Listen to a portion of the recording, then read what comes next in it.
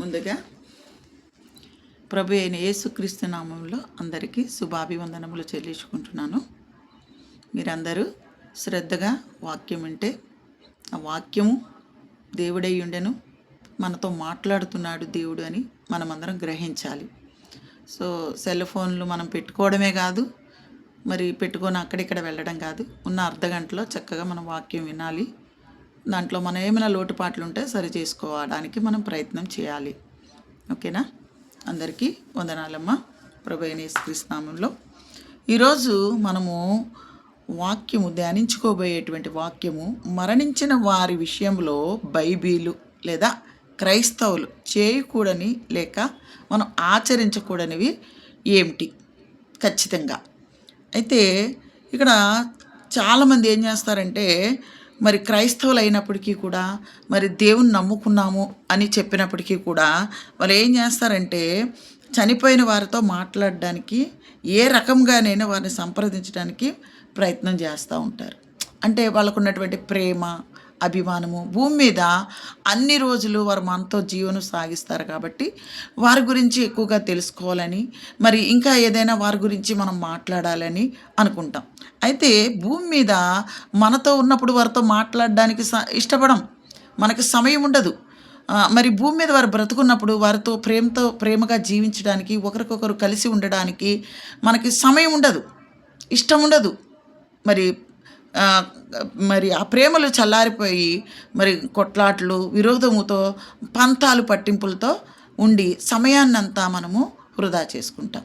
అయితే దేవుని వాక్యం ఏమని చెప్తుందంటే, ప్రియ సహోదరి, నీవు బ్రతికి ఉన్నంత వరకే, నీవు భూమి మీద బ్రతికి ఉన్నంత వరకే నువ్వు ఏమి చేయడానికేనే, దేహంతో చేసేటువంటి మంచి క్రియలైనను సరే, చెడ్డ క్రియలైనా సరే, నువ్వు బ్రతికి ఉన్నంత వరకే దేవుడు తన ఆత్మని, తన ఊపిరిని నీతో ఉంచినంత వరకే మనము ఇక్కడ పరలోక రాజ్యానికి వెళ్ళడానికి ప్రయత్నం చేయడానికి భూమి మీద మన ప్రాణంతో ఉండడం ఒకటే ఆధారము.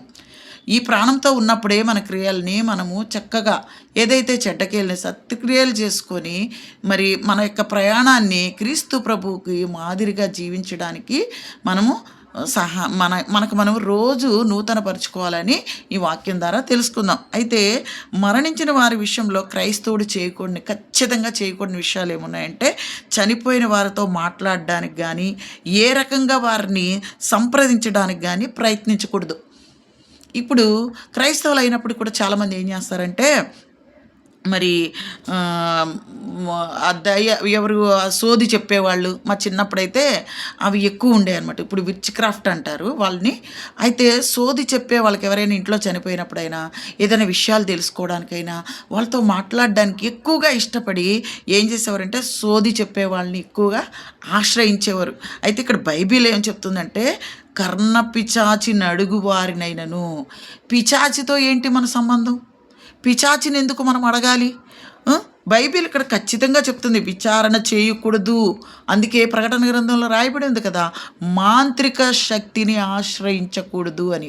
మరి ఇక్కడ ద్వితీయోపదేశకాండంలో కూడా అలాంటి వారిని అడగడానికైనా, మరి దయ్యాల వద్ద విచారణ చేయడానికైనా, మరి మన మధ్య ఎవరిని అలాంటి వాడు ఎవడైనా ఉంటే, నీ బంధువుల్లో కానీ, నీ స్నేహితుల్లో కానీ క్రైస్తవుడు అని చెప్పుకుంటూ తిరుగుతున్నటువంటి, మరి ఈ ముసుగు వేసుకున్నటువంటి వేషధారణ జీవితం జీవిస్తున్నటువంటి ఈ క్రైస్తవుల కోసం బైబిల్ ఏమని చెప్తుందంటే, నీవు దయ్యాల్ని ఆశ్రయించకూడదు, కర్ణ పిచాచాలని ఆశ్రయించకూడదు. మరి వాళ్ళని ఆశ్రయించి వాళ్ళతోటి మాట్లాడడానికి నువ్వు ప్రయత్నిస్తూ ఉంటే నువ్వు దేవునిలో లేవని బైబిల్ చెప్తుంది. అసలు అది చేయకూడదు. యెహోవాకి హేము. చాలాసేపు మనకి ఇష్టం లేదన్నా, ఏదైనా మనుషులు కానీ, లేకపోతే తిండి కానీ, లేకపోతే ఏదైనా కానీ మనకి ఇష్టం లేనిది మనకి చేసినప్పుడు ఏం చేస్తామో తెలుసా, మన ముఖమంతా వికారంగా మారిపోయి చిట్లించేసుకొని దాని వైపు వెళ్ళడానికి కూడా ఇష్టపడ్డాం. ఆ ప్రదేశంలో ఉండడానికి కానీ, వారితో మాట్లాడడానికి కానీ, లేకపోతే ఆ పనిలో పాల్గొనడానికి కానీ మనము ఇష్టపడము. ఎందుకంటే హేము మనకి నచ్చలేదు. హేయంగా అంటే పెంటతో సమానంగా మనం చూస్తున్నాం. అలాగే దేవుడికి కూడా నువ్వు ఇలా ఆశ్రయిస్తున్నావా, ఆయనకి నచ్చదు. హేము అని బైబిల్ వాక్యం చెప్తుందంట. ఒక్కోసారి మనం ఏం చేస్తామంటే, మన వారు మనతో మాట్లాడుతున్నట్టు, మన వాళ్ళు మనకి చనిపోయిన తర్వాత మనకి ఎలాంటి ఫీలింగ్ అంటే బాగా ఫీలింగ్లో ఉండిపోతాం. ఫీలింగ్లో ఉండిపోయి ఏం చేస్తామంటే మన వాళ్ళు మనతో మాట్లాడుతున్నట్టు అని మనకు అనిపిస్తుంది అనమాట. అప్పుడు మనం ఎక్కువ ఇంట్రెస్ట్ చూపిస్తాం. మన మనుషులు కదా, మరి మనకు కనిపిస్తున్నట్టు మనతో మాట్లాడుతున్నట్టు మనకు అనిపించినప్పుడు మరి మనము మన హృదయాన్ని ఓపెన్ చేసేస్తున్నాం. ఎవరి కోసం? అపవాదికి చోటిస్తున్నాం అక్కడ. అపవాదికి చోటిస్తున్నాం. అప్పుడు అపవాది ఏం చేస్తుందంటే దేవునిలో ఉన్న నిన్ను మెల్లిమెల్లిగా తన వైపు తిప్పుకుంటుంది. అంటే భూనివాస బంధాలు మరి వెళ్ళిపోయినప్పుడు వారి గురించి ప్రేమ పెట్టుకోవడం మంచిదే. వారి గురించి మంచి కార్యాలు చేయడం మంచిదే. వారి గురించి వారితో మరి వారి యొక్క ఇలా చనిపోయారని జ్ఞాపకార్థ కూడికలు పెట్టుకొని దేవుణ్ణి ప్రకటించడం మంచిదే. కానీ మరి ఆత్మలతోటి మాట్లాడడానికి మరి వాళ్ళు మన వెనకాలే రావాలని కోరుకోవడంతో అది దేవుని నిర్ణయం కాదు. అప్పుడు ఏం చేస్తుంటే అపవాది నీ యొక్క సమయాన్ని నీ ఓపెన్ చేసి ఉన్న డోర్లో ఎవరైనా రావడానికి ట్రై చేస్తారు. మరి అపవాది అనే వ్యక్తి చాలా ముందుగా ఉంటాడు. అలాగే మనము మన డోర్ ఓపెన్ చేసినట్టు ఇంటి డోరు భౌతికంగా ఓపెన్ చేసి పెట్టినప్పుడు అటు ఇటు వెళ్ళే వాళ్ళు చూస్తారు. దొంగలకి చాలా ఇంపార్టెంట్. అటు ఇటు చూసి వచ్చి దోచుకొని పోతారు. అలాగే మనం ఏదైతే ఆత్మీయతగా ఉన్నామో, ఏదైతే మనం దేవునిలో ఉన్నామో ఆ పవిత్రతని, ఆ ఆత్మీయతని, దేవునితో ఉన్నటువంటి సంబంధాన్ని విడదీసి మరి ఏం చేస్తాడంటే తన యొక్క చెడ్డ క్రియల్ని మనలో నింపుతాడు. పూర్తిగా తనకి స్వాధీనం చేసుకోవాలని ప్రయత్నిస్తాడు. అందుకే మనం ఏం చేయాలంటే మనవారు మనతో మాట్లాడుతున్నట్టు అట్లా మనకు అనిపించినప్పుడు బైబిల్ వాక్యం చదువుకోవాలి, దేవునితో మాట్లాడాలి. నువ్వు దేవునితో మాట్లాడకుండా నువ్వు దాని గురించే ఆలోచన చేసుకుంటూ వారితో మాట్లాడాలి అని నువ్వు అనుకుంటున్నావంటే అపవాదికి చోటిస్తున్నట్టు. అప్పుడు మనకేమవుతుందంటే వాళ్ళు వచ్చినట్టు, వాళ్ళు మాట్లాడినట్టు, మనతో ఉండినట్టు, మనకి ఏవేవో చెప్తున్నట్టు అనిపిస్తుంది. మనకు ఇప్పుడు దేవుడి వాక్యం ఏమి చెప్తుందంటే చాలామంది మనం క్రైస్తవులు అని చెప్పుకుంటాం, కానీ చనిపోయిన వారి గురించి భయపడతారు. మరి నువ్వు నిజంగా క్రైస్తవులు అయితే, నువ్వు నిజంగా దేవుని నమ్మిన వారైతే చనిపోయిన వారి గురించి భయపడకూడదు. చనిపోయిన వారు అప్పటికే అయిపోయింది. వారికి దేవుడు నీవు తల్లి గర్భములో పిండముగా రూపింపబడకముందే నీ దినములెన్నో లెక్కింపబడినవి. మనం ఏం చెప్పేస్తాం తెలుసా? మొత్తం దేవుడి స్థానంలో ఉండేసి మనమే చెప్పేస్తాం, ఇది చేసుంటే బాగుండేది, అది చేసుంటే. ఆల్రెడీ వాళ్ళ ఇంట్లో బాధతో ఉంటారు, వేదంతో ఉంటారు. వారి గురించి ఏం చేస్తారంటే పట్టించుకోలేదు. మనకి తోచినట్టు, మనకి నచ్చినట్టు నిందలు వేసేసి మాట్లాడతారు. ఇది శాపానికే. మనకి దేవుడు వాక్యం ఏం సెలవిస్తుందంటే నీవు తల్లి గర్భములో పిండముగా రూపింపబడకముందే నీ దినములెన్నో నేను లెక్కించానని బైబిల్ వాక్యం చెప్తుంటే మనం ఏం చేస్తామంటే నేనుంటే కాపాడేసేదాన్ని, నేనుంటే రక్షించేసేవాడిని, నేనుంటే అయ్యో నేను ఏదేదో చేసేసేవాడిని అని నేను చాలాసార్లు చెప్పాను, ఇప్పుడు కూడా చెప్తున్నా. డాక్టర్లు కూడా ఏమంటారంటే మేము చేసేటువంటి ప్రయత్నం మేము చేస్తున్నాము, తర్వాత దేవుని దయ అంటారు. మరి దేవుని దయ అని ఎందుకు అంటున్నారు అంటే మేము చేసే పనిలో దేవుడు సహకరించి దేవుడి ఫలితాన్ని ఇస్తే అక్కడ మనకి రిజల్ట్ కనబడుతుంది అని చెప్తారు. అందుకే మనుషులు గొడవలు అది రాకూడదని చెప్పేసి ముందుగానే సంతకం పెట్టుకుంటారంటే నువ్వు ఆపరేషన్ చేసే మనిషికైనా లేకపోతే నువ్వే మనిషికైనా నువ్వు ట్రీట్మెంట్ ఇస్తున్నావంటే ఆ మనిషి గ్యారంటీ లేడు అని హాస్పిటల్ చెప్తున్నాయి. మరి గ్యారంటీ ఇచ్చేవారు ఎవరైనా ఉన్నారంటే దేవుడే. ఆయన ఏమంటున్నాడు తెలుసా? నీవు తల్లి గర్భములో పిండముగా రూపింపబడకముందే నీ దినాలు ఎన్నో లెక్కించాను. మరి తర్వాత మన తరము వెంబడి తరము గతించిపోతుంది. మరి మనము భూలోకాన్ని వదిలివేయాలి. అందరికీ ముఖమాటం లేకుండా, మరి ఏమంటారు పార్షియాలిటీ లేకోకుండా, మరి కరెక్ట్గా వచ్చేది ఏదైనా ఉందంటే, స్వార్థం లేకుండా వచ్చేది ఏదైనా ఉందంటే మరణము మాత్రమే. మరణము మరి భయంకరమైందని బైబిల్ చెప్తుంది. ఆ భయంకరమైనటువంటి మరణాన్ని క్రీస్తు ప్రభు పునరుత్థానముతోటి మరి మనకి విడుదల ఇచ్చాడు. ఓ మరణమా నీ ముల్లెక్కడా, నీ విజయం ఎక్కడా అన్నాడు.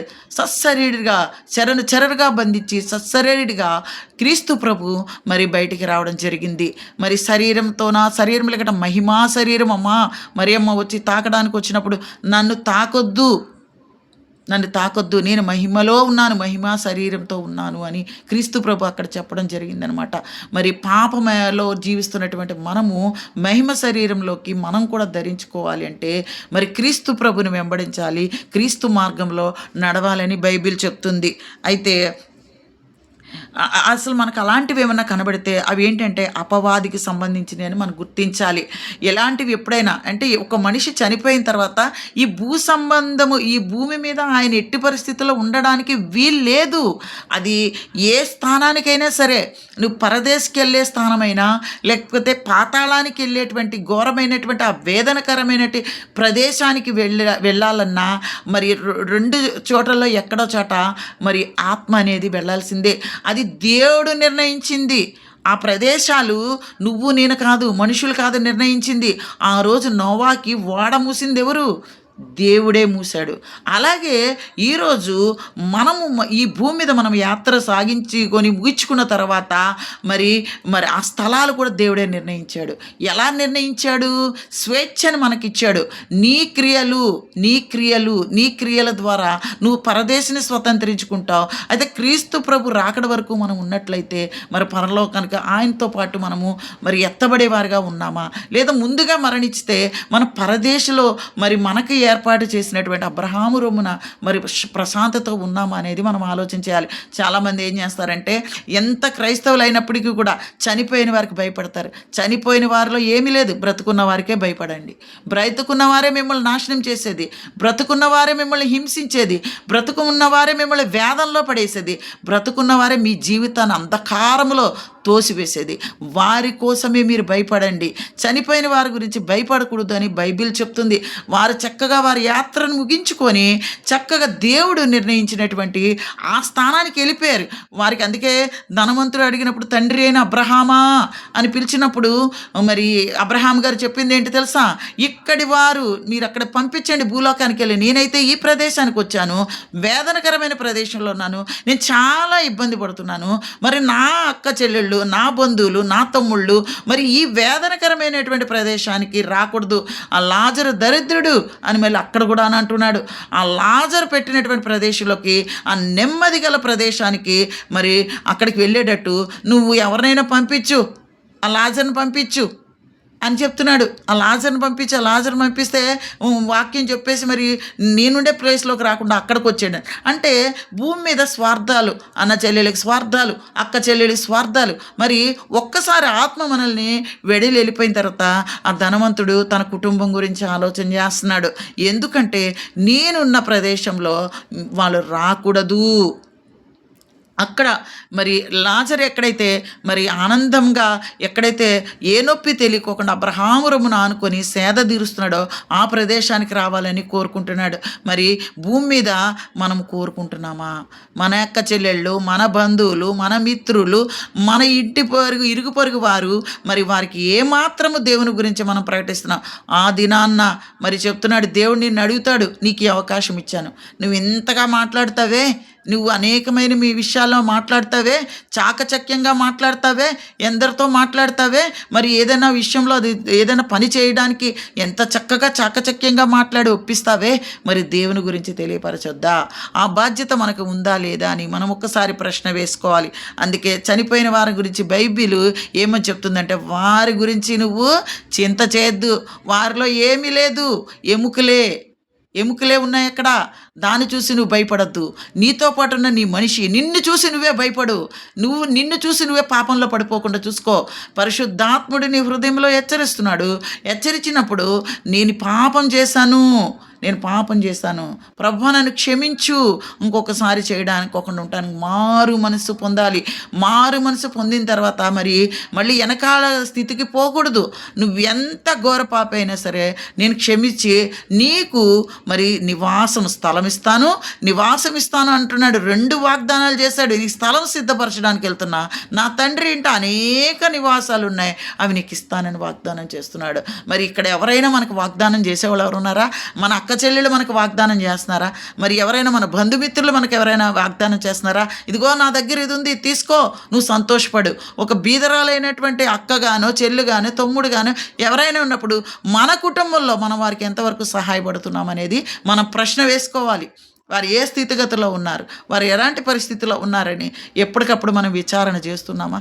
మనకు బాధ్యత ఉందా లేదా? మరి వారి విషయాల్లో ఆత్మీయంగా పడిపోతున్నారా? మరి భౌతికంగా ఎలాగున్నారని కాంటాక్ట్స్ లేవు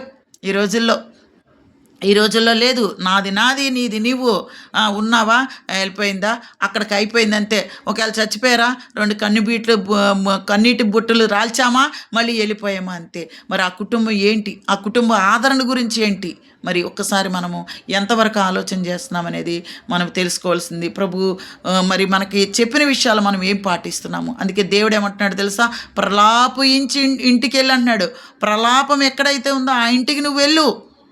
నువ్వు నా దగ్గరికి వచ్చినట్టే. దేవుని కార్యాలంటే ఇవే. దేవుని కార్యాలంటే ఏదో కాదు. 24 గంటలు నువ్వు బైబిల్ పట్టుకొని, దేవుడు నాకు బాగా తెలుసు, దేవుళ్ళో నేనున్నాను, పాటలు చక్కగా పాడగలుగుతాను, మోకాళ్ళొంగి ప్రార్థన చేస్తాను, 24 గంటలు బైబిల్ చదువుతానంటే అంటాడు. అనేకులు ఆ రోజు వచ్చి క్రీస్తు ప్రభుని అడుగుతారంట. అప్పుడేమంటారు? అక్రమము చేయువార్లారా, ఏదైతే క్రమము కానిదో అది చేయువార్లా నా యొద్ద నుండి మీరు తొలగిపోండి అని క్రీస్తు ప్రభు చెప్తున్నాడు. అయితే నీతి ఏంటంటే చనిపోయిన వారితో మనం మాట్లాడడానికి కానీ, వారిని ఏ రకంగానైనా సంప్రదించడం కానీ చేయకూడదు. ఇవి సాతాను పనులు. ఇలా చేసేవారు లేకపోలేదు మన దాంట్లో. మరి ఇలాంటి చేసేవాళ్ళు మరి సాతాను సంబంధులని బైబిల్ చెప్తుంది. మరి నేను ఏ సంబంధి? చనిపోయిన వారి గురించి నువ్వు బాధపడుతున్నావంటే, చనిపోయిన వారిని కనబడుతున్నారంటే, చనిపోయిన వారి గురించి నువ్వు భయపడుతున్నావంటే నువ్వు సాతాను సంబంధి అని బైబిల్ చెప్తుంది. మరి ఇప్పుడు నేను చెప్పడమో ఎవరు చెప్పడమో కాదు, దేవాతి దేవుడు బైబిల్లో రాయిపించిందే చెప్తున్నాడు. మరి ఇప్పుడు నువ్వు చెప్పు. ప్రలాపించి ఇంటికి వెళ్ళాలంటే అమ్మో దయమైపోతారు, అమ్మో వాళ్ళ వెనకాల వచ్చేస్తారు, వాళ్ళు ఏదో చేసేస్తారు. చచ్చిపోయిన మనిషి ఏమీ లేదు, నిర్జీవము, అది ఏమీ చేయలేదు. నిన్ను ఏదైనా చేయాలంటే నీకు నువ్వు చేసుకోవాలి, నీ పక్కన ఉన్న వాళ్ళు చేయాలి. అంతేగాని బ్రతుకున్న మనుషులతోటే నీకు హాని, కానీ చనిపోయిన వారితో ఏది లేదు.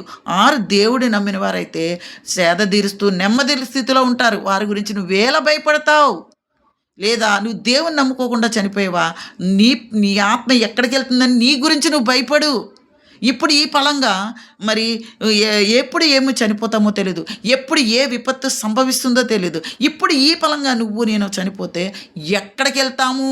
నీ ముక్కులో ప్రాణం ఉండగానే, నీ యొక్క ఊపిరి ఉండగానే, ప్రభువు నీకు ఊపిరిచ్చి ఆయుష్ ఇచ్చినప్పుడే నీ యొక్క ప్రయత్నాలు, నేను చనిపోతే ఈరోజు నేను పరలోకంలో ఉంటానా లేదా పరదేశంలో ఉంటానా అనే ఆలోచన కలిగి మనం ఉండాలని ప్రభు పేరిట మీకు మనవి చేసుకుంటున్నాను. ఎవరైనా చనిపోయిన తర్వాత వారి మోక్షం కోసం ప్రార్థన చేయకూడదు. రెండో పాయింట్ ఏంటంటే, ఎవరైనా చనిపోయిన తర్వాత వారి మోక్షం కోసం ప్రార్థన చేయకూడదు. మనం పిచ్చిగా ప్రార్థన చేస్తాం. ఆడు తాగి తందనాలు ఆడతాడు, వేషలతో తిరుగుతాడు, పిచ్చాశాలన్నీ వేస్తాడు. ఆడు బ్రతుకున్నప్పుడు మార్చడానికి ట్రై చేయం, కానీ వాడు చచ్చిపోతేనే వెంటనే ప్రార్థన చేస్తాం మనం పరలోకానికి వెళ్ళిపోవాలని. ఈ విషయంలో అనేక మంది సేవకులు చాలా ఇబ్బంది పడుతున్నారు. ఆడు తాగి తందనాలు ఆడి కోసము భూస్థాపనకి నిమిత్తం పిలిపిస్తారు సేవకుడిని. మరి సేవకుడు ఎంత నలిగిపోతుండో అర్థమవుతుందా? కానీ ఆడు బతుకున్నప్పుడు మరి అతన్ని సంఘానికి తీసుకురావడం కానీ, దేవుని యొక్క వాక్యం ప్రకటించడానికి చూపించడం కానీ, దేవుని మార్గంలో నడిపించడానికి కానీ ఏమాత్రము మరి ప్రయత్నించిన వాళ్ళు అతను చనిపోతేనే మరి సేవకుడిని చాలా ఇబ్బంది పెడుతున్నారు. మరి ఒక అన్యుడికి మరి సేవకుడు నువ్వు పరలోకం వచ్చుగా కానీ ఎలా ప్రార్థన చేస్తాడు? ఒకసారి ఆలోచన చేస్తున్నారా? మరి దేవుడు అప్పుడే వారి మోక్షాన్ని ఇచ్చేసి ఉంటాడు. మనం అనుకుంటాం చనిపోయిన తర్వాత మోక్షం కోసం ప్రార్థన చేస్తాం. బ్రతుకున్నప్పుడు అతను అసలు టచ్ చేయము అతన్ని. నీకు నచ్చినట్టుండి మన పిల్లలు కూడా గాలికి వదిలేస్తాం. ఎవరి పిల్లలైనా నేను చెప్తున్నా, తల్లిదండ్రులు గుర్తుపెట్టుకోవాల్సింది, మన పిల్లలు 10 దాటిన తర్వాత వస్తున్నారంటే నీ అసమర్థతనే, నీ ద్వారానే నీ పిల్లలు చెడిపోతున్నారు. 10 గంటల తర్వాత రావడానికి నువ్వు పర్మిషన్ ఇచ్చావంటే నువ్వు ఒక చేతగాని తల్లివే. 10 గంటల లోపల నీ కొడుకు నీ ఇంట్లో ఉండాలి, అన్ని పనులు ముగించుకొని రావాలి. లేదు అనంటే వాడు చెడిపోవడానికి నువ్వు పునాదులు పర్మిషన్ ఇస్తున్నావు. వాడు నిత్య నాశనానికి వెళ్ళిపోవడానికి నువ్వు పర్మిషన్ ఇస్తావు. రేపొద్దున లబోదిబో అంటావు. నా కొడుకు ఇలాగైపోయాడు, లేదా మా ఆయన ఇలాగైపోయాడు. నువ్వు అన్ని పర్మిషన్లు ఇచ్చేసి, నువ్వు అన్నీ చేసేసి, అయ్యో ఇలా చెడిపోయారని నువ్వు రోధిస్తే ఆ పాపం నీకు రాక తప్పదు. ఒకవేళ నువ్వు అలాంటి పరిస్థితిలో ఉంటే ఈ క్షణమే నువ్వు నీ కుటుంబం కోసం ప్రయత్నించు. ఈ క్షణమే నీ భర్తను కానీ నీ పిల్లలు కానీ దేవునిలోకి నడిపించుకోవడానికి దేవుని పరిచయం చేయి. దేవుని పరిచయం చేసినప్పుడు మరి వాడు భయపడతాడు. దేవుడు అనేవాడు ఒకడున్నాడు, శిక్ష అనేది తప్పదు, మరణం అనే తథ్యము అని నీ పిల్లలకి, నీ ఇంట్లో నీ కుటుంబ సభ్యులకి, నీ బంధుమిత్రులకి ఎంతవరకు నువ్వు ప్రకటిస్తున్నావు అనేది నీ యొక్క ఆలోచనకే నేను వదిలిపెట్టేస్తున్నాను. అయితే ఆయన దేవుడు వాళ్ళ మోక్షం గురించి అప్పుడే నిర్ణయించేసి ఉంటాడు. చనిపోయిన తర్వాత ఇంకేం లేదు. బ్రతుకున్నప్పుడే నీకు అవకాశం దేవునిలో ఉండడానికి, మారడానికి, నిత్య రాజ్యానికి నువ్వు ఏదైనా ఛాన్స్ ఏమన్నా ఉంది అంటే పుష్కలంగా అది దేవుడు నీకు ఇచ్చేటువంటి భూనివాస జీవితమే. ఆ భూనివాస జీవితంలోనే నువ్వు మారు మనసు పొందాలి, దేవుణ్ణి వెతకాలి, పరలోక ప్రయాణానికి నువ్వు ప్రయత్నం చేయాలని బైబిల్ వాక్యం చెప్తుంది. దేవుడు చనిపోయిన తర్వాత డిసైడ్ అయిపోతుంది. అందుకే అక్కడ అన్నారు చూసావా, అబ్రహాము అంటే అక్కడ వారు అక్కడికి రావడానికి సెలవు లేదు. వాళ్ళకి భూమి మీదే అవకాశం ఉంది. ఏం చేసుకోవాలనుకున్న వాళ్ళు భూమి మీదే చేయాలి. ఖరాఖండిగా చెప్పేశాడు. ఎందుకంటే అది అబ్రహాం నిర్ణయం కాదు, దైవ నిర్ణయము. అందుకే సమూయేలు గ్రంథంలో 1వ అధ్యాయంలో ఏమంటారు తెలుసా, అక్కడ వారు ఇక్కడికి వచ్చుటకు గాను, ఇక్కడ వారు అక్కడికి వచ్చుటకు గాను ఎవరు దేవుడికి సాధ్యము. దేవునికి ఒక్కటే, అక్కడ వారిని ఇక్కడ రప్పించడానికైనా, ఇక్కడ వారిని అక్కడికి రప్పించడానికైనా దేవునికి ఒక్కరికే సాధ్యమని బైబిల్ చెప్తుంది. అక్కడ నోవాహు ప్రతి చెత్తని మరి తన యొక్క నివాసంలోకి, వాడలోకి చేర్చుకోకుండా మరి చేర్చుకుంటాడేమో అని అక్కడ నోవాహును కూడా నమ్మలే దేవుడు. సాక్షాత్తు దేవుడే వాడను మూపించేశాడు. మరి చనిపోయిన తర్వాత నా పరిస్థితి ఏంటి? ఒక్కసారి ఆలోచించండి. ఒక్కసారి చనిపోయిన తర్వాత వారి మోక్షము నిర్ణయించేశాడు దేవుడు. నిర్ణయించబడి ఉంటుంది, నువ్వు ఏ ప్లేస్కి వెళ్తావు అని చెప్పేసి నిర్ణయించబడుతుంది. చనిపోయిన ఆత్మ కోసం, ఆత్మ రక్షణ కోసం ప్రార్థన చేయకూడదు. నువ్వు ఏ మనిషి అయితే నశించిపోతున్నాడో బ్రతుకుండగానే ఆత్మ కోసం ప్రార్థన చేయి. బ్రతుకుండగానే ఆత్మను దేవుని మార్గంలో నడిపించడానికి ప్రయత్నం చేయి. ఒక్కసారి వన్స్ చనిపోతే దేవుడు అప్పుడే వారి మోక్షాన్ని నిర్ణయించేసి ఉంటాడు. కాబట్టి నువ్వు ఎంత ప్రార్థన చేసినా వేస్ట్, అసలు చేయకూడదని చెప్తుంది. చనిపోయిన ఆత్మరక్షణ కోసము ప్రార్థన చేయకూడదు, మోక్షం కోసము ప్రార్థన చేయకూడదు. చాలామంది భోజనాలు, బిర్యానీలు అన్నీ పెడతారు. ఇర్మియా గ్రంథము 22వ అధ్యాయము 10 ఎవరైనా చదువుతారా? టకటక. ఇర్మియా గ్రంథము 22:10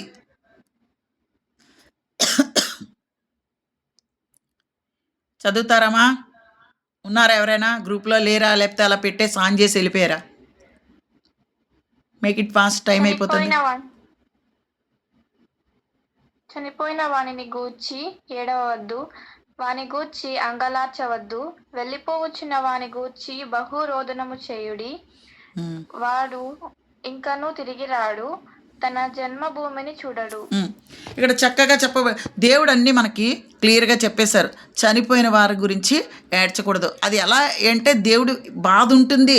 అప్పుడు క్రీస్తు ప్రభు వారు లాజరు చనిపోయినప్పుడు ఏడ్చారు. అంటే ఏడ్చకూడదు అని అంటే మొత్తం నువ్వన్నీ వదిలిపెట్టేసి, దేవుణ్ణి వదిలిపెట్టేసి, కుటుంబాన్ని వదిలిపెట్టేసి, సంఘాన్ని వదిలిపెట్టేసి, సమస్తాన్ని వదిలిపెట్టేసి అదే పట్టుకొని నువ్వు ఏడ్చకూడదు అని అర్థం. బాధ అనేది ఉంటుంది ప్రతి మనిషికి.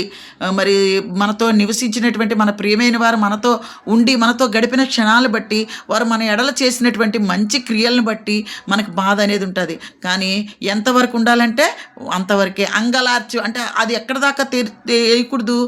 మనం కోసుకొని, రక్కుకొని, గిచ్చుకొని మన ప్రాణహాని, ఆత్మహత్య చేసుకునే దారికి మరి అక్కడ దాకా వెళ్ళే వరకు మనము రోదన చేయకూడదు. నువ్వు బాధ ఉంటుంది. యాకోబు గారు కూడా ఆ రోజు బాధపడ్డారు. నా కుమారుడు రాడు, ఇంకా నేను మృతుల లోకంలోకి దిగిపోదును. అంత దేవుని గురించి తెలిసినటువంటి యాకోబు గారే మరి మృతుల లోకంలోకి నేను దిగిపోదును. అప్పుడు ఎందుకని అన్నారు? నేను అక్కడే కలవగలుగుతాను నా కుమారుని, ఇక్కడ నేను కలవలేను, ఇక్కడ నాకు ఛాన్స్ లేదు, ఇక్కడ నా కుమారుడు నా దగ్గరికి రాడు. ఎందుకంటే యేసయ్య గారు చనిపోయారని చెప్పారు, ఆయన కూడా చనిపోయాడనే మాటను నమ్మాడు. నేను మృతుల లోకంలోకి వెళ్ళిపోతాను, అంతగా ప్రేమించాడు ఆ తండ్రి. మరి మృతుల లోకంలోకి వెళ్ళిపోతానన్న ఆయన ఏ ఆత్మహత్య చేసుకోలేదు. ఈరోజు చాలామంది ఆత్మహత్యలు చేసుకుంటున్నారు. మిగతా జీవితాన్ని, దేవుడిచ్చిన జీవితాన్ని జీవించలేక ఆత్మహత్యను చేసుకొని నిత్య నరకానికి, నిత్య నాశనానికి వెళ్ళిపోతున్నారని బైబిల్ చెప్తుంది. మరి చనిపోయిన మనిషి తన జన్మభూమి చూడ్డు. నువ్వు ఏదైతే ఎప్పుడైతే భూమి మీద జన్మించావో, నువ్వు ఏ భూమి మీద ఏ భూనివాస జీవితం మీద నువ్వు ఉన్నావో ఆ జన్మభూమిని తిరిగి చూడ్డంట, ఇక్కడికి రాడంట, ఇక్కడ విషయాల గురించి ఆలోచన చేయడంట. స్పర్శ ఉండొచ్చు, అన్నీ చేయొచ్చు, అది దేవుని బట్టి ఉంటుంది. మరి నువ్వు వారి గురించి నువ్వు చనిపోవడం కానీ, నువ్వెంత రోదన చేసినా, నువ్వెంత అంగలార్చినా, లేకపోతే నువ్వు ఆత్మహత్య చేసినా, మరి నిత్య నరకానికి అక్కడికి వెళ్ళి వాళ్ళు చూస్తావేమో, చనిపోయిన తర్వాత ఆత్మరూపంలో నువ్వు చూస్తావేమో.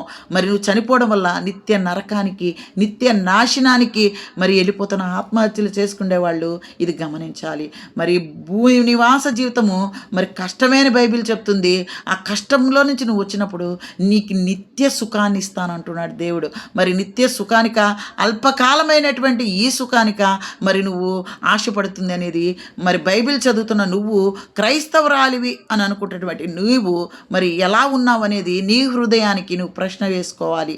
అలాగే మరి ఎట్టి పరిస్థితుల్లో నీ భూమి మీదకు వచ్చే అవకాశం లేదు. ఒకవేళ వస్తే గనక మరి అవి దయ్యాలు, అపవిత్రాత్మలు అంటారు. దయ్యాలు, అపవిత్రాత్మలు, సైతాను సంబంధించినటువంటి శక్తులు ఉన్నాయి. వాళ్ళ రూపంలో నీకు కనబడతారు, వాళ్ళ రూపంలో నీకు చేష్టలు చేస్తారు. అలా నువ్వు అవన్నీ చూడడానికి మరి నువ్వే ఆ సైతానికి ఆహ్వానం, రెడ్ కార్పెట్ వేసి అవకాశం ఇస్తున్నావు అని చెప్పేసి బైబిల్ చెప్తుంది. అలాంటివి చేయకూడదు. ఎట్టి పరిస్థితుల్లో నీ భూమి మీదకి వాళ్ళు వచ్చే అవకాశం లేదు. చనిపోయిన వ్యక్తి గురించి నువ్వు భయపడుతున్నావా? ఇర్మియా గ్రంథంలో చెప్తుంది, ఎట్టి పరిస్థితుల్లోనూ ఈ భూమి మీదకి వారు వచ్చే అవకాశము లేదు. మరి దయ్యాలు ఎలా అవుతారు? వాళ్ళు భూమి మీదకి వచ్చే అవకాశమే లేదని బైబిల్ చెప్తుంటే చచ్చిపోయిన వాళ్ళు అక్కడ కనబడ క్రైస్తవులే. నేను ఎప్పుడు క్రైస్తవుల గురించే మాట్లాడతాను. దేవుని తెలియని జనాంగం గురించి నేను ఎప్పుడు మాట్లాడలేదు. వాళ్ళకి తెలియదు కాబట్టి మరి దేవుడు చూసుకుంటారు వారి విషయంలో. మరి తెలిసినటువంటి నువ్వు నేను ఎలాంటి పరిస్థితుల్లో ఉన్నా, దయ్యమైపోయాడు, నాకు కనబడిపోయాడు, బాబోయ్ అయ్యో, ఎందుకు అలాగా నువ్వు అంటే నీలో విశ్వాసం లేదు, నీలో క్రీస్తు లేడు, నువ్వు క్రీస్తుని నమ్మట్లే, బైబిల్ నమ్మట్లే. నువ్వు ఏదైతే సైతానికి నువ్వు అవకాశం ఇస్తున్నావు, సైతానికి నువ్వు ఆహ్వానం పలుకుతున్నావు, నీకు కనిపిస్తున్నారు అని అంటే నువ్వు దేవుల్లో లేవు అని అర్థం. దేవుని బిడ్డల దగ్గరికి టచ్ కూడా చేయడు, దేవుడు అనుమతిస్తేనే. మరో ఆ రేంజ్లో మనం లేవు. మనం మరొక యోబులం కాదు, మనం యోబులం కాదు, మరి యోసోబులం కాదు. ఇవన్నీ కష్టాలు భరించేయడానికి. అలాంటి కష్టాలు ఏం లేదు, చక్కగా ప్రశాంతంగా మనం ఉన్నా కూడా ఇవే భరించలేకపోతాను. నిన్న అంత టెస్ట్, అంత కఠినంగా టెస్ట్ చేసే అంత విశ్వాసంలో మనం ఉన్నామా? ఒకసారి ఆలోచించేయండి. దేవుడు పక్కాగా నిర్ణయించుకున్నాడు, నేను గెలుస్తాను అని సాతానుతో పందెం వేసుకొని యోబుకి అలా చేయడానికి ఆయన పర్మిషన్ ఇచ్చాడు. మరి నా జీవితంలో ఎలాంటి పరిస్థితిలో ఉంటామో మనకే తెలుసు. దేవుడి దాకా ఎందుకు, మనకే తెలుసు మనం ఎంత విశ్వాసంలో ఉంటామో. కానీ ఈ వాక్యం ఏం చెప్తుందంటే, దయ్యాల గురించి నువ్వు వాళ్ళు చనిపోయారు, ఎప్పుడో వాళ్ళ ప్లేసుల్లోకి వాళ్ళు వెళ్ళిపోయారు, వాళ్ళ గురించి నువ్వెందుకు ఆలోచన చేసి నీ ఆరోగ్యాన్ని పాడు చేసుకుంటా వాళ్ళ దయ్యాలని ఒక మరి వాళ్ళకి అపకీర్తిని నువ్వు ఎందుకు అంటగడుతున్నావు అని బైబిల్ చెప్తుంది. వాళ్ళు వెళ్ళిపోయారు. దయ్యాలు ఇవి కాదు, సాతాను శక్తులు, సాతానికి సంబంధించిన శక్తుల్ని నువ్వు ఏ మనిషి అయితే నీకు కనబడాలని కోరుకుంటున్నావో ఆ మనిషి రూపంలో నిన్ను వాడుకుంటాడు. నిన్ను నిత్య నాశంలోకి తీసుకెళ్ళడానికి మరి సాతాను యొక్క ప్రయత్నం అని మనము గమనించాలి. అయితే మూడోదిగా మనం చెప్పుకొని ముగించుకుందాము. ఎవరి ఆత్మల రక్షణ కోసం లేదా మోక్షం కోసం ప్రత్యేకమైన ప్రార్థనలు చేయడం తప్పు. చాలామంది ఏం చేస్తారు తెలుసా, జ్ఞాపకార్థ కూటికి పెట్టేసేసుకొని మరి వాళ్ళ ఆత్మలు రక్షించాలంటే పాస్టర్లు కూడా అలాగే తయారయ్యారు. బైబిల్ పక్కన పెట్టేసి వాళ్ళ ఆత్మల రక్షణ కోసం చచ్చిపోయిన వాళ్ళు వాళ్ళే ఆత్మలు అంటారు. ఆ ఆత్మల రక్షణ కోసము, మోక్షం కోసము ప్రత్యేకమైన ప్రార్థనలు చేయడం తప్పు. 2 కొరింథీ మరి 9:4 మీరు సిద్ధపడని ఎడల ఒకవేళ మాసిదోనియా వారైనను నాతో కూడి వచ్చి మీరు సిద్ధంగా ఉండకపోవట చూసిన ఎడల ఈ నమ్మిక కలిగినందుకు మేము సిగ్గుపరచబడుచున్నాము, మీరు సిగ్గుపరచబడుదురని ఇక చెప్పనేలా. ఇవన్నీ వాక్యం ప్రకటించిన తర్వాత కూడా మాసిదోనియా సంఘానికి అక్కడ చెప్తున్నారు, మరి ఇవన్నీ మేము చెప్తున్నాము, మీరు సిద్ధపడట్లేదు, మీరు ఆత్మని పరదేశికి తీసుకెళ్ళడానికి లేదా పరలోకాన్ని పంపించడానికి సిద్ధపడతలేదు. ఇంత వాక్యం ప్రకటించిన సేవకుడు, అంతంత వాక్యం ప్రకటించిన అప్పట్లో ఆయన బాధపడుతున్నాడు, ఇప్పట్లో సేవకులు బాధపడుతున్నారు. చేసేవి చేస్తున్నాం. నిజంగా చెప్తున్నాను, ఎంత వాక్యం వింటున్నారో అంతకంటే ఎక్కువగా భ్రష్టు పట్టిపోతున్నారు. మరి ఎందుకు అంటే వాక్యం హృదయంలో నిలుపుకోవట్లేదని మనకి బహిరంగ రహస్యం ఇది. మనకు తెలుస్తుంది మనం ఒక చెడు క్రియ చేస్తున్నాము, ఒక పాప కార్యం చేస్తున్నామంటే అపవాదికి మనం అవకాశం ఇస్తున్నాం. అయ్యో సాతానుడు వచ్చేసాడండి, సాతాను దూరేసాడు. ఎందుకు దూరతాడు? నువ్వు అవకాశం ఇవ్వండి. నువ్వు ఇల్లు తలుపేసుకున్నప్పుడు దొంగ ఎలా వస్తాడు? నువ్వు జాగ్రత్తగా ఉన్నప్పుడు నీ ఇంట్లోకి దొంగ ఎలా ప్రవేశిస్తాడు? ఒకసారి ఆలోచించండి. సిద్ధపడి ఉండాలని బైబిల్ వాక్యం చెప్తుంది. ఇక్కడ పౌలు గారు కూడా అదే చెప్తున్నాడు. ఇంత సిద్ధపడని ఎడల మరి ఎవరైనా కూడా వచ్చి మీరు సిద్ధంగా లేని ఎడలైతే మేము సిగ్గుపడుతున్నాం. వాక్యం ప్రకటించినటువంటి మేము సిగ్గుపడుతున్నాము. మరి విని చెడిపోతున్నటువంటి వారు కూడా మీరు సిగ్గుపరచబడతారు. ఇంత వాక్యం ఏంటన్నా మీరు మీకు నచ్చినట్టు జీవించాలనుకుంటే, మీకు నచ్చినట్టు మరి క్రైస్తవులం అని చెప్పుకుంటూ సంఘములో ఉంటూ, సంఘములో తిరుగుతూ, సంఘములో చలామణి అవుతూ మరి ఇంత మాటలు మాట్లాడేటువంటి నీవు సిద్ధపడి ఉన్నావా? ఈరోజు నువ్వు నేను చనిపోతే ఎక్కడికి వెళ్తాం? ఈరోజు చనిపోయిన వాళ్ళని చూసి నువ్వు భయపడుతున్నావు. బైబిల్ ఏం చెప్తుందంటే చనిపోయిన వాళ్ళ ఇంటికే వెళ్ళు అని చెప్తుంది. అక్కడికే నువ్వు వెళ్ళని చెప్తుంది. నువ్వేం చేస్తున్నావు అంటే చనిపోయిన వారి దగ్గరికి వెళ్ళాలంటే నువ్వు భయపడుతున్నావు. అయ్యో నేను వెళ్తున్నా, చూసా రాత్రి నా వెనకాల వచ్చేస్తుంది. ఇవంతా క్రైస్తవుల ద్వారానే నేను విన్నానండి. అన్య సాంప్రదాయాలు అక్కడ క్రైస్తవుల సమాధులు అని రాయబడుతున్నాయి. అక్కడ అంతా తాళిబొట్లు తెంచేయడాలు, నల్లపూసలు తెంచేయడాలు, ఆ చేతుకున్న గాజులు కొట్టేయడాలు, ఇవన్నీ అక్కడ చూసానండి. అన్యుల దగ్గర కూడా ఎక్కువ కనబడతలే. దేవుని తెలియని జనాంగం దగ్గర కూడా, అక్కడ సమాధుల దగ్గర కూడా ఎక్కడ కనబడతలే. మరి నేను ఒకసారి వెళ్ళి చూశాను. ఇక్కడ కనబడుతున్న ఇంత వాక్యం వింటున్నారు కదా అని ఒకసారి ఆ పక్కనే ఉన్నటువంటి దాన్ని వెళ్ళి నేను చూసినప్పుడు అక్కడ ఎక్కడా లేదు. పుస్తులు తెంపినట్టు కానీ ఎక్కడా లేదు. మరి నీకెందుకు ఈ ఆచారము? బైబిల్ చెప్పిన దానికి ఇవన్నీ చేయమని. నువ్వు ఆత్మీయంగా అభివృద్ధి చెంది క్రీస్తుకు మాదిరిగా నడుచుకొని నువ్వు పరలోక ప్రయత్నాన్ని చేయమని బైబిల్ చెప్తే, నువ్వు ఇవన్నీ పక్కన పెట్టి నేను అయ్యో హిందువులు ప్రతి ఒక్క సాంప్రదాయాన్ని నేను అడాప్ట్ చేసుకుంటానని నువ్వు తిరిగితే, నువ్వు ఇంకా క్రైస్తవురాలకి ఎక్కడ? సంఘంలో ఉన్నటువంటి పెద్ద చీడ పురుగులు వాళ్ళు చెడింది కాకుండా వేరే వాళ్ళు కూడా చెడుతారన్నమాట. ఇలా చెయ్యాలి, ఈ సాంప్రదాయం పాటించాలి అనేసి. ఎక్కడి నుంచి వచ్చింది? నీకు బైబిల్ చెప్తుందా? బైబిల్ చెప్పింది చేయట్లే. బైబిల్ ఇది చెప్పింది, ఇలా ఉండండమ్మా, మాదిరిగా నడుచుకోండి, నేను ఇది చెప్పానమ్మా, నువ్వు ఇలాగ ఉండాలని బైబిల్ చెప్తే అది పక్కన పెట్టేసి వాళ్ళెవరో దేవుడు తెలియని జనాంగం చేసేటువంటి ప్రతి ఒక్క పనిని నువ్వు అడాప్ట్ చేసుకున్నాను. నాకు బాగా తెలిసిన కుటుంబాన్ని నేను గమనించాను. మరి బైబిల్ వాక్యాలు టకటక చదివే కుటుంబాన్ని నేను గమనించాను. మరి వాళ్ళ మదర్ చనిపోయినప్పుడు ఆ పెద్దవాడిని బలవంతంగా లాక్కొని వెళ్ళి మరి ఆ గాజులు పటా పగలగొట్టించారు కుమార్తెలే. అన్యులు పక్కనుంటే ఆ సాంప్రదాయాలకి ఎందుకు అన్యులకి మీరు చోటిస్తున్నారు? దైవ కార్యము జరిగే చోట అన్యులకి మీరు ఎందుకు చోటిస్తున్నారు? సాతానికి ఎందుకు అవకాశం ఇస్తున్నారు అని బైబిల్ ప్రశ్నిస్తుంది. నేను అడగట్లే. బైబిల్ ఇది చెప్పిందా? చెయ్యి. సేవకుడు ఎన్నో చెప్తాడు, ఇలాగ ఉండాలి అలాగ ఉండాలని చెప్తాడు. మరి అవి చేయరే. సేవకుడు చెప్పేది చేయరు. మీకు ఖచ్చితంగా ఇలాగే చేయాలని సేవకుడు చెప్తా, సేవకుడు నచ్చడు, ఆ సేవకుడు మంచోడు కాదు. కానీ బయట ఉండే సాంప్రదాయాలకి మీకు సపోర్ట్ చేస్తూ మీరు ఇలా చేయాలి అలా చేయాలని మనుషులు పొగిడే సేవకులు ఉంటే మీకు చాలా ఇష్టం. కరాఖండిగా చెప్పే సేవకులు నచ్చరు. బైబిల్ ఉన్నది ఉన్నట్టు బోధించేటువంటి సేవకులు చాలామందికి నచ్చరు. అది బైబిల్ చెప్తుంది. మనం ఎలా ఉన్నామనేది మనం ఒకసారి ప్రశ్న వేసుకోవాలి. విమోచన అవకాశము మనకి బ్రతికి ఉన్నప్పుడే ఉంటుంది. నేను ఇందాక కూడా చెప్పాను, విమోచన అవకాశము. నీకు విమోచన కలగాలి అంటే నువ్వు బ్రతికున్నప్పుడు మాత్రమే నువ్వు ప్రయత్నం చేయాలి. మనసు మారిపోవాలి. మనం మరణించినా లేక వెడలిపోయిన ఎడల అవకాశం మూసివేయబడుతుంది. ఆ అవకాశం మూసివేయబడుతుంది.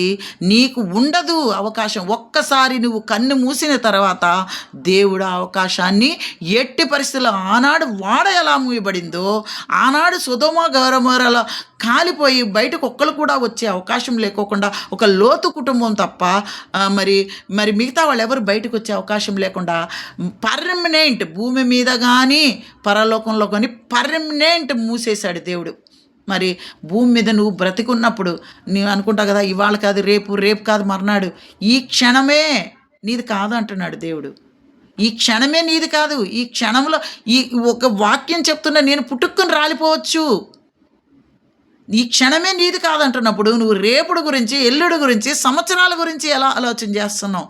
భయం లేదా ఒంట్లో? మరి ఎలా చేస్తున్నావు? దేవుడు నీ కుటుంబాన్ని గురించి, నీ పక్కన ఉన్నటువంటి సొసైటీ గురించి, నువ్వు తిరిగిన ప్రతి చోట, నువ్వు మాట్లాడిన ప్రతి మనిషితోటి నీ ప్రతి ఒక్క సంభాషణని దేవుడు ప్రశ్నిస్తున్నాడు, అడుగుతాడు. ఆ రోజు అంత్య దినాన నిన్ను అడుగుతాడు, తీర్పులో నిన్ను అడుగుతాడు. నువ్వు వచ్చావా దేవుని నమ్ముకొని మోక్ష మార్గంలో నువ్వు ఉన్నావా? నీకు భయం ఏమీ లేదు, నెమ్మది పొందుతావని బైబిల్ చెప్తుంది.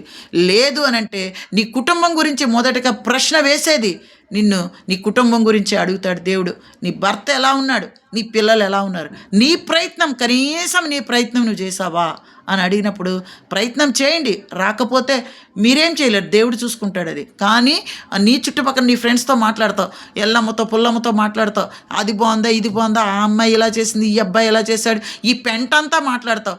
దేవుడి గురించి 2 మాటలు చెప్పు. దేవుడి గురించి 2 మాటలు చెప్పు. చాలామంది అడుగుతారు, ఏమ్మా నువ్వు ఇట్లా అన్నీ వేసుకుంటామండి, దేవుడేం చెప్పలేదు కదా. అలాగని వేసుకోవద్దని చెప్పలే, వేసుకోమని చెప్పలే, నీతిగా ఉండమని చెప్పాడు. ఫస్ట్ అది చూడు. నువ్వు ఆ అమ్మాయి ఎవరో నీకు నల్ల పూసలు వేసుకుంటే నీకెందుకు, ఈ అమ్మాయి ఎవరో కాలిమెట్లు పెట్టుకుంటే నీకెందుకు, లేకపోతే ఆ అమ్మాయి ఎవరో మంచి సిల్క్ చీర కట్టుకొని వెళ్తే నీకెందుకు? నువ్వు చూడు, ఫస్ట్ నీ కథ నువ్వు చూడు. బైబిల్ ఇది చేయలేదు, నీకు ఇది పెట్టుకోమని చెప్పలేదు, అలాగే వద్దని చెప్పలే, చేయమని చెప్పింది. ఖచ్చితంగా అవి పాటించు, దాని గురించి ఆలోచించి. బైబిల్ చెప్పని దాని గురించి నీకు ఆలోచన ఎందుకు? నువ్వెందుకు అన్య సాంప్రదాయాలు తీసుకొచ్చి నువ్వెందుకు క్రైస్తవులకు రుద్దుతున్నావు? నీతోటి సహోదరులను ఎందుకు నడుపుతున్నావు? ఎందుకు వేరే వాళ్ళని ప్రత్యేకంగా చూస్తున్నావు? నువ్వు దేవుడే హృదయానికి హత్తుకున్న మనుషుల్ని, దేవుడే కావలించిన మనుషులకి నువ్వెందుకు చెడ్డగా చూస్తున్నావు? నువ్వెందుకు అపశకునంగా చూస్తున్నావు? దేవుడు ఒకరోజు నిన్ను తీర్పులోకి తీసుకొని పోడు. భూమి మీద చేసినటువంటి, శరీరంతో చేసినటువంటి ప్రతి క్రియకి నువ్వు సమాధానం చెప్పాలని బైబిల్ చెప్తుంది. ఒంట్లో భయం లేకుండా జీవిస్తున్నావా? ఒకసారి దేవుని వాక్యాన్ని చదువు. నువ్వు భయం ఎలా రాదో వాక్యమే నీకు చెప్తుంది. మరి వాళ్ళందరూ హతసాక్షులు అయిపోయారంటే ఊరికే అయిపోయారమ్మా, నన్ను చంపండి అని ఊరికే అన్నారా అపోస్తలులు? ఇప్పుడు కొత్త నిబంధనలో చూస్తే అపోస్తులు, క్రీస్తు కోసం చనిపోయిన వాళ్ళు చాలామంది ఉన్నారు, స్టెఫెన్ వాళ్ళందరూ. అప్పుడు గ్రంథాల్లో చూసుకున్నట్లయితే ఇర్మియా గారు, ఎహెజ్కేల్ గారు, యెషయా గారు, వీళ్ళు కూడా హతసాక్షులు అయిపోయి ఉన్నారు. ఎవరు దేవుని వాక్యాన్ని చేతబట్టుకొని వెళ్ళినటువంటి వారిని ఎవరు బతికిచ్చారు? ఇప్పుడు నువ్వు నేను అతీతం అవ్వడానికి ఇంకా దేవుడు మనల్ని నెమ్మది గల ప్రదేశంలో పెట్టాడు. ఒకసారి మరి అస్సాము, మణిపూర్ ఆ ఏరియాలు చూడండి మీరు. క్రైస్తవుడు అనేవాడు నిలవలేకపోతున్నాడు.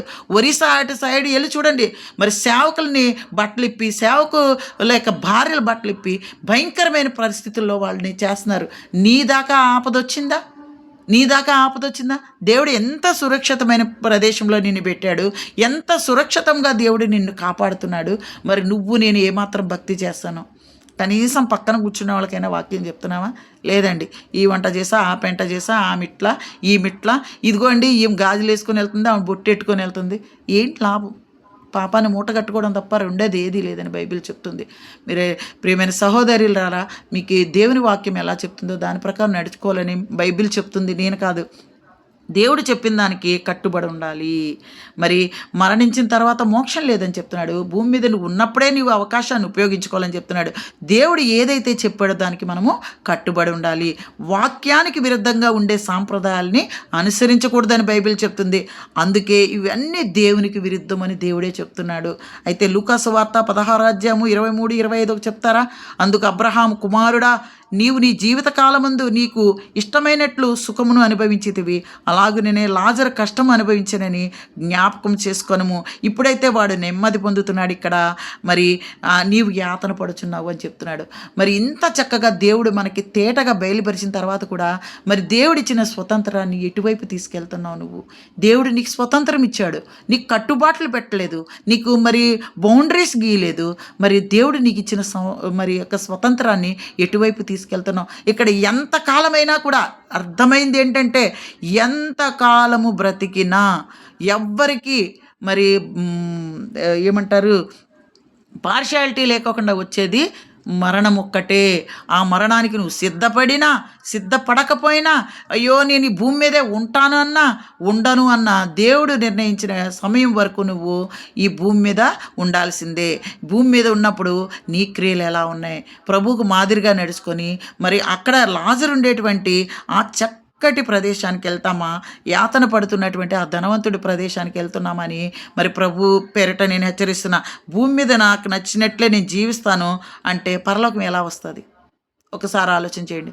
భూమి మీద నాకు నచ్చినట్టే నేను జీవిస్తా అంటే నీకు పరలోకం ఎక్కడి నుంచి వస్తుంది? ఒకసారి ఆలోచన చేయండి. మరి ఈ విషయాలు మీరు మనసులో మరి బాణాల్లాగా మీకు గుచ్చుకొని అవి మీకు మరి మారు మనసుకి దారి తీయాలని నేను ఆశిస్తున్నా. అయితే ఇంకోటి యెషయా గ్రంథం 57 1 నుంచి 5 వరకు చదువుతారా? ఇది చక్కటి మాట, ఒకసారి చదవండి. యెషయా గ్రంథము 57 1 నుంచి 5 వరకు టకటక దీంతో నేను ముగిస్తాను.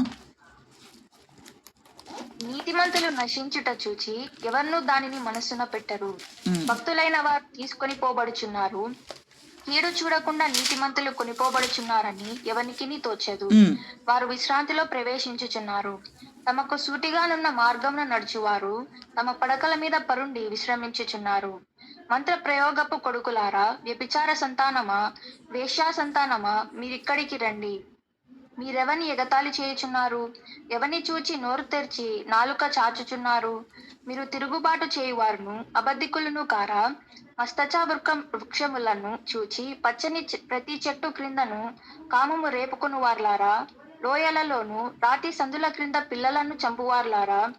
ఉమ్. ఇక్కడ చూసారా, మనం ఇక్కడ చూసుకున్నట్లయితే నీతిమంతులు నశించుట చూసి ఎవరిను దాన్ని మనసుని పెట్టరు. నీతిమంతులు అనేక మంది చనిపోతున్నప్పుడు వాళ్ళని చూసి మనసు పెట్టరు.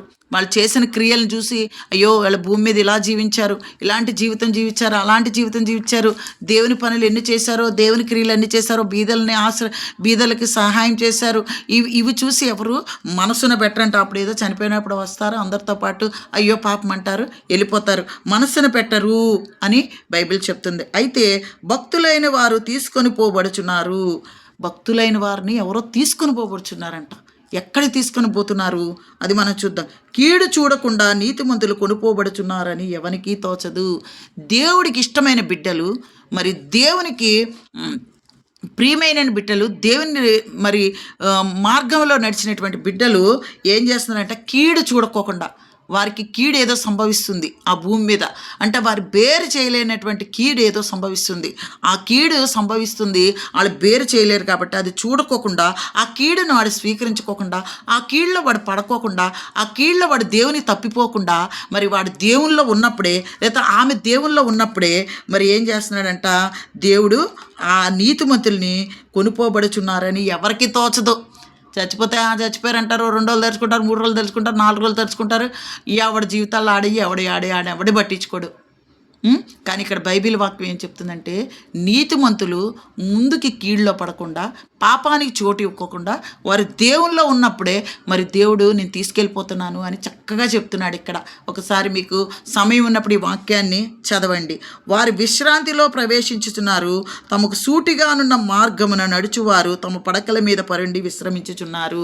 ఏదైతే భూమి మీద దేవుడు ఇచ్చినటువంటి ఆ ఆయుష్లో వాళ్ళు మరి ఏం చేశారంటే విశ్రాంతిలో ప్రవేశించుతున్నారని చెప్తున్నాడు. సూటిగా మార్గమున నడుచువారు. దేవుని మార్గం, సూటి మార్గం అంటే దేవుని మార్గము, వంకర టింకర మార్గం అంటే నీవు ఎంచుకున్న మార్గము, సూటి మార్గం అంటే డైరెక్ట్గా పరలోకానికే. అలాంటి మార్గాన్ని వాళ్ళు ఎంచుకున్నారు అని చెప్తున్నారు. అలా ఎంచుకున్నారు కాబట్టి వారు ఈ భూనివాస జీవితంలో ఈ యాత్రని ముగించుకున్న తర్వాత వారు విశ్రమిస్తున్నారు అని బైబిల్ చెప్తుంది. వారి గురించి మనము ఆలోచన చేస్తున్నామా? చనిపోయిన వారి గురించి ఆలోచన చేస్తున్నామా? మరి చనిపోయిన వారు ఎక్కడికి వెళ్ళారని ఆలోచన చేయండి. ఒకవేళ నీ ఇంట్లో మనుషులు ఎవరైనా చనిపోతే నువ్వు చనిపోయారని ఏడవద్దు, వాళ్ళు నిత్య రాజ్యానికి వెళ్ళకపోతే ఏడు. నేనైనా వెళ్ళాలి, బ్రతుకున్న మేమైనా వెళ్ళాలని దానికోసం ఏడవండి. అంతేగాని చనిపోయిన వారికి డిసైడ్ చేసాడు, మోక్షం అప్పుడే డిసైడ్ అయిపోయింది. ఒక్కసారి నీ యొక్క శరీరం నుంచి నీ ఆత్మ ప్రాణం వెళ్ళిపోయినాయా, ఇంకా అయిపోయింది. దేవుడు డిసైడ్ చేశారు. వాళ్ళ గురించి నువ్వు ఎన్ని ధర్మకార్యాలు చేసినా వేస్టే అని చెప్తుంది. బ్రతుకున్నప్పుడే మార్చుకో, నిన్ను నువ్వు మార్చుకో, నీ కుటుంబాన్ని కట్టుకో, నీ పిల్లల్ని మార్చుకో. నువ్వేమో భూలోకంలో పరలోకం వెళ్ళిపోవాలని నువ్వు బతికి చేసేస్తున్నావు, నీ పిల్లల్నేమో చెల్లాచెదరుగా చిల్లరగా వదిలేస్తున్నావు. వాళ్ళు నరకానికి వెళ్ళారనుకో దేవుడు నిన్నే ప్రశ్నిస్తాడు. ప్రియ సహోదరి, ఈ వాక్యము నీకు మరి నొప్పి వచ్చినా కూడా మరి బైబిల్ చెప్తాంది ఇదే. బైబిల్ ఇదే చెప్తాంది, ఇలాగే ఉండాలని చెప్తుంది. ఈ నా మాటలు కాదు. పడకల మీద విశ్రమించాలనుకుంటున్నావా? ఆలోచన చేయండి. మంత్రపు ప్రయోగపు కొడుకులారా వ్యభిచార ఎంత భయంకరమైనటువంటి మాట రాశాడో చూడండి. మంత్రపు, అసలు మంత్రం అనేది, మంత్రాలని ఆశించే వాళ్ళు కూడా పరలోక రాజ్యం ఉండదని, మరి పరలోక రాజ్యానికి వెళ్ళకోకుండా ఉండడానికి ఉన్న పాయింట్లో ఇది కూడా ప్రధానమైన పాయింటే. విగ్రహారాధన తర్వాత మాంత్రిక శక్తిని ఆశ్రయించకూడదు అనేసి వ్యభిచారులతో పోశాడు. వేశ్య సంతానమా అని పోల్చాడు. మరి నువ్వు సంఘంలో ఉంటూ మరి నువ్వు ఎలా ఉన్నావు? కొడుకులారా, ఎంత భయంకరమైన వర్డ్ అండి, తిట్టండి అది. వేశ్య సంతానమా, మనకేదన్నా అంటే ఊరుకుంటామా, ఏరుకుంటామా చెప్పండి? వేశ్య సంతానమా అని ఇక్కడ చెప్తుంది. తిరుగుబాటు చేస్తున్నారు మీరు, సేవకుల మీద తిరుగుబాటు, మరి ఇంట్లో తిరుగుబాటు, సొసైటీలో తిరుగుబాటు. ఎక్కడ మీకు సమాధానము? తిరుగుబాటు చేసేటువంటి వారులారా, అబద్ధికుల్లారా అనేసి అంటున్నాడు. అయితే మరి తిరుగుబాటు చేసేవాళ్ళని అబద్ధికులు అని అంటున్నది బైబిల్. మరి ఈ యొక్క చిన్న వాక్యమో పెద్ద వాక్యమో నాకు తెలియదు, అది మీరు మనసుకు తీసుకుని మారు మనసు పొందితే అది పెద్ద వాక్యమే. మరి మీరు మనసు ఏదో చెప్పారు కదా అని చెప్పేసి వినేసి పెడేస్తే మనం మళ్ళీ సాతానికి మరి అవకాశం ఇచ్చినట్లే. ఈ యొక్క వాక్యము మీకు అందించడానికి దేవాతి దేవుడు నాకు ఇచ్చినటువంటి ఈ ఆయుష్ని బట్టి, ఆయన మహాప్రేమను బట్టి మరి నేను ప్రభు అయిన యేసుక్రీస్తు నామములో దేవునికి కృతజ్ఞతా స్తుతులు చెల్లించుకుంటూ, ఇంత ఓపికతోటి విన్న మరి ప్రియ సహోదరులకి మరి నా హృదయపూర్వకంగా వందనాలు చెల్లించుకుంటూ ఈ వాక్యాన్ని ఇంతటితో ముగిస్తున్నానండి.